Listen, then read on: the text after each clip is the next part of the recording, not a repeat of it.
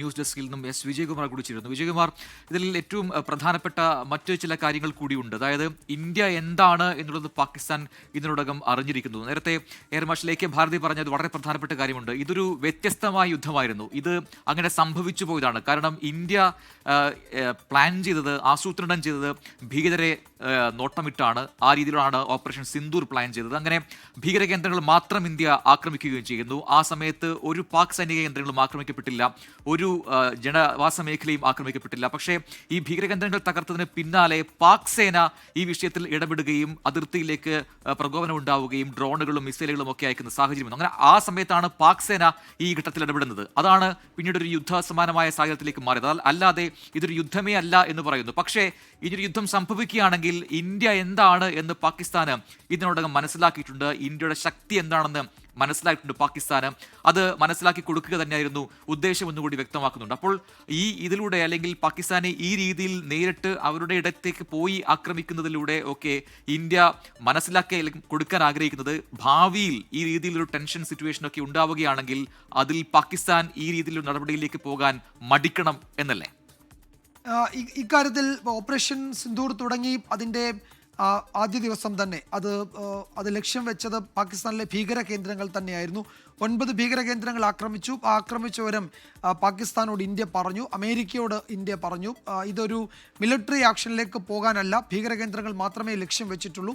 പാകിസ്ഥാൻ സേനയ്ക്കെതിരെയോ പാകിസ്ഥാൻ അവിടുത്തെ ജനതയ്ക്കെതിരെയോ ഇന്ത്യ ഏതെങ്കിലും തരത്തിൽ നീക്കം നടത്തിയിട്ടില്ലെന്ന് പാകിസ്ഥാനെ ഇന്ത്യ അറിയിക്കുകയും ചെയ്തു. പക്ഷേ പാകിസ്ഥാൻ്റെ ഭാഗത്തു നിന്നുള്ള പ്രതികരണം പിന്നീട് തുടർ പ്രതികരണം അങ്ങനെയായിരുന്നില്ല. ഇന്ത്യൻ സേനാ കേന്ദ്രങ്ങളെയും ഇന്ത്യൻ സിവിലിയൻ കേന്ദ്രങ്ങളെയുമാണ് പാകിസ്ഥാൻ പിന്നീട് ഡ്രോൺ ഉപയോഗിച്ച് ആക്രമിച്ചത്. അതിന് അതേ നാണയത്തിൽ മറുപടി നൽകുകയാണ് ഇന്ത്യ ചെയ്തത്. അതിന് ഉപയോഗിച്ചത് അവിടുന്ന് വരുന്നത് എന്താണോ അതുപോലെ തന്നെ തിരികെ സെയിം ഡൊമൈൻ എന്ന വാക്കാണ് ഉപയോഗിച്ചത്. അപ്പോൾ അത് ആ ടൈമിലാണ് ഈ പ്രതിരോധ മന്ത്രാലയത്തിൻ്റെ വാർത്താ സമ്മേളനങ്ങളിലൊക്കെ ഉപയോഗിച്ച ടൈം അത്. അപ്പോൾ അവിടുന്ന് എന്ത് വരുന്നു അത് തിരികെ കൊടുക്കുന്നു എന്ന മട്ടിൽ തന്നെയായിരുന്നു. ഇന്ത്യയിലെ സേനാ കേന്ദ്രങ്ങൾ ലക്ഷ്യം വെച്ചപ്പോൾ തിരികെ പാകിസ്ഥാൻ്റെ സേനാ കേന്ദ്രങ്ങൾ ലക്ഷ്യം വെച്ച് അവരുടെ വ്യോമതാവളങ്ങൾക്ക് കനത്ത നഷ്ടമുണ്ടാക്കുന്ന തരത്തിലേക്ക് ഇന്ത്യയുടെ തിരിച്ചടി ഉണ്ടാവുകയും ചെയ്തിട്ടുണ്ട്.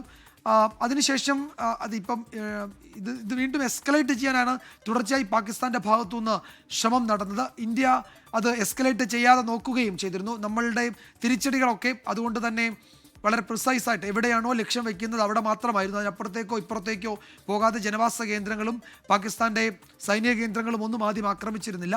പക്ഷേ അതിലേക്ക് സൈനിക കേന്ദ്രങ്ങൾ ആക്രമിക്കുന്നതിലേക്ക് പാകിസ്ഥാൻ തന്നെയാണ് കാര്യങ്ങൾ കൊണ്ടുവന്നെത്തിച്ചത്. അതുകൊണ്ടാണ് പാകിസ്ഥാൻ്റെ നഷ്ടത്തിന് ഉത്തരവാദി പാകിസ്ഥാൻ തന്നെ ആയിരിക്കും എന്നീ വാർത്താ സമ്മേളനത്തിൽ സേനാ വിഭാഗങ്ങൾ അറിയിച്ചത്.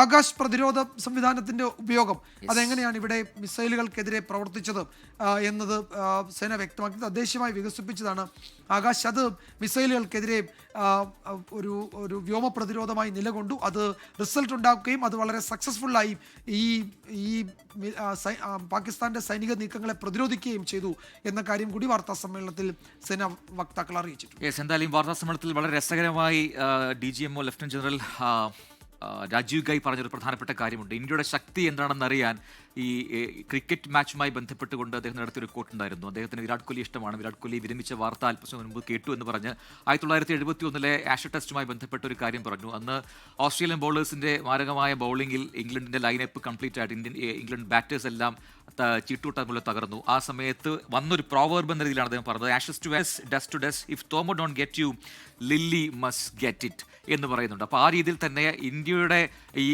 പ്രതിരോധ സംവിധാനം അത് അത്രമാത്രം ശക്തമാണ്. എത്ര ലെയറിലേക്ക് അടിച്ചു കയറി വന്നാലും മറ്റേതെങ്കിലും ഒരു ലെയർ ഉണ്ടാകും തിരികെ ആക്രമിക്കാൻ എന്ന് വ്യക്തമാക്കുകയായിരുന്നു ലഫ്റ്റനന്റ് ജനറൽ രാജീവ് ഗായ്. ഒപ്പം DGMOയും